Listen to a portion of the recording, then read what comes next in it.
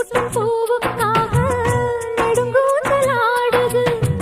நீ வைக்கும் பொட்டுக்காக நடுநெத்தி வாடுது. காத்தாடி ஒன்னத்தானே உயிர் நாடி தேடுது.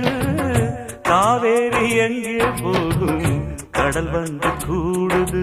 அந்திப் பொழுதில் தென்னங்கிளையில் தென்றல் கூத்தாட மையை எழுதி மஞ்சள் குருவி கையை கோத்தாட.